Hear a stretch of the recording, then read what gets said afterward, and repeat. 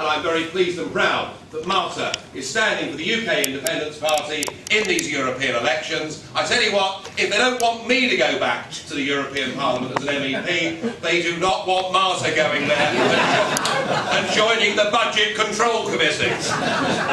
So anybody that votes UKIP, you'll be voting to send me to go back there to cause plenty of trouble, the rest of our MEPs, but you'll also be voting for Malta, who hopefully, when she gets there, will be able to tell the great British public where their £40 million a day is actually going. And that strikes me as being not a bad reason why people in this room, regardless of what their traditional tribal party loyalty may be in any general election, should at least consider, on June the 4th, lending their vote to UKIP. It's the only way that we can send a loud, clear and unequivocal message to Cameron, to Clegg and to Brown that we are utterly hacked off with virtually an entire political class who have given away this country's independence, who've given away this country's democracy, who've given away the very things that those that went before us were actually prepared twice in the last century to fight and die for, and they've done it, it would seem, for their own self-benefit. It's time we taught them a lesson. I hope we're going to have a very English and a very democratic rebellion on June the 4th. Thank you very much.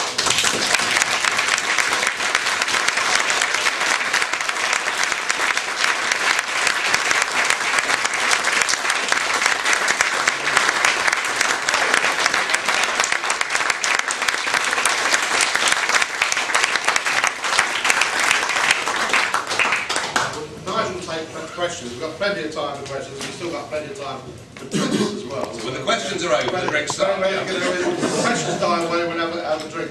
But I do want to point out that Malta, as Nigel's mentioned, has got written a new book, well, not a new book, a book of her experiences with the European Union, the troubles she had. I've left a flyer out for as many as I had on there. That's a copy of the book. It's a light read, there's not too much in there, but it's quite dramatic to say the least. And as I say, after the event, we're going to we'll give Martin one of these as our better off out passport covers for the Freedom Association for our better off out campaign, and it'll mark her as a true withdrawalist for those who would say otherwise. But let's kick off and have ask some questions, please. Yes, sir. Oh, good evening. Can I press the button? You can press the button. I've got some instructions. Actually, there are some instructions there which I haven't read. I got the technical team in there. They didn't understand either. But, You can never understand that. So I very much appreciated your speech. I gave 3 first preference votes for your party in the mayoral election. And I hope everyone's going to do the same. Yeah. Well, I have 2 proxies. Get them from somebody else. Okay. But I was disappointed that the result that came out in Westminster is that your party, despite my voting for it 3 times, polled less than the BNP. Can we sort of see what the focus on that question? Well, look. When you have a party name that is the United Kingdom Independence Party, I think it's the dream name to contest European elections, because it says absolutely what we're all about. The label's on the tin and it's perfectly clear. What is more difficult is to get a party with that name to be thought of by the electorate as being relevant sometimes for local elections.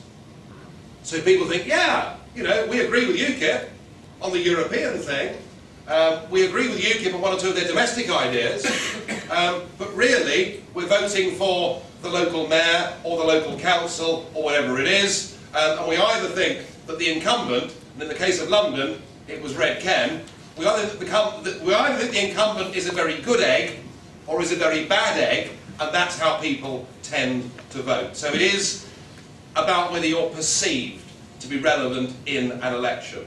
So, you know, we've had our ups and downs over the last few years.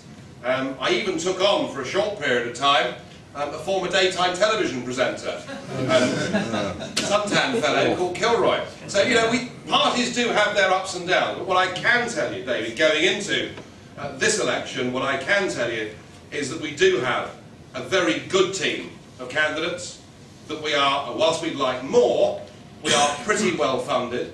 What I can tell you is that we have 1,250 large commercial billboards going up in every town and city in Britain next Monday, carrying some pretty strong, direct and easy to understand messages. What I can tell you is that since our first 2 party political broadcasts have gone out, and since Stuart Wheeler has been expelled from the Conservative Party for daring to support us, and since Lord Tebbit has announced that he won't be voting Conservative, Norman bites your legs. He's a top man, isn't he? He really is. And I can tell you that yesterday we had 30 incoming phone lines in 3 telephone response centres around the country that were continually jammed for virtually the whole day and right up to 10 o'clock last night. And I believe this campaign is taking off. And in this campaign, we are talking about the EU and its effects upon our economy, its effects upon our ability to control our borders, and the reality that our politicians have denied us a choice.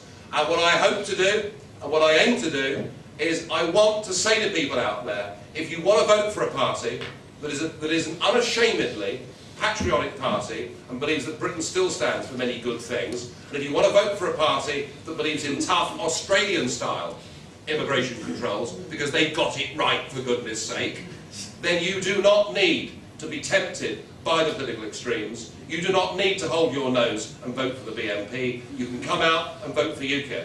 And what the opinion polls that are coming out over the course of the Saturday and Sunday newspapers will show you is that the BNP vote in the last 10 days has fallen potentially very sharply indeed, because those votes are coming to UKIP. All right? UKIP is the only party that can stop the BNP, because we're the only party actually offering a sensible antidote to this madness of open borders to Eastern Europe. And just one last point, if I know the drinks are waiting, Mr. Chairman, but and I'm more conscious of it than most, believe you me. But just one other point. You know, in those last European elections in 2004, UKIP beat the Liberal Democrats across the nation into 4th place, which was a great fun thing to do. We also managed to beat the Labour Party in 4 of the big English regions. We have the potential to beat the Labour Party, to beat the party of government nationally in these elections. If Gordon Brown is humiliated by UKIP at the polls on June the 4th, it will bring him down as Prime Minister, and given that as far as the economy was concerned, he was a dud from the start, and given that he's broken his promise to give us a referendum, it couldn't happen to a nicer person.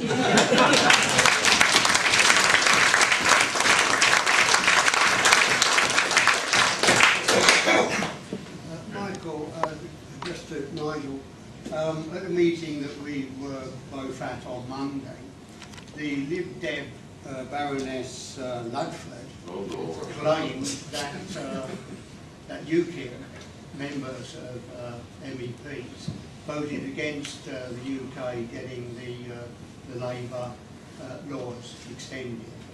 Is that true? I think the technical answer to that is it's a complete load of cobblers. I think it might be. I mean, look, you know, just remember one thing, that when we talk about voting in the European Parliament, on a busy day, there are up to 1,000 votes. Yep, we go in at midday and we start voting, and by 1:15, 1:30 the voting session has ended, and we've often voted on up to 1,000 different things. In fact, so fast was it last week that, as the President says, it's amendment number 97, those in favour, those against, abstentions, moves on. They were getting through a vote every 3 seconds at the peak of it. I mean, for some of my elderly members, I mean, this is like early morning aerobics. So I've got a feeling that perhaps UKIP do vote the wrong way quite often. Look, you know, there are so many, such is the massive legislation that is coming through, there are so many votes that occasionally we might have made the odd mistake here and there. I don't know. But I'll tell you this, in the 10 years that I've sat there in the European Parliament, I've never voted for a single directive or regulation. I do not believe it's acceptable that we should have laws imposed upon this country that we cannot change, and I find it even more unacceptable that those laws ultimately are judged by a European Court of so-called justice based in Luxembourg that has the power to strike down any British Act of Parliament. So they will come out with all this nonsense because there is an election coming up. And I was in North Devon yesterday, and the local Conservative activists were putting leaflets out through the doors in UKIP colours, and 10 things you didn't know about UKIP and Nigel Farage. You know, well, there you are.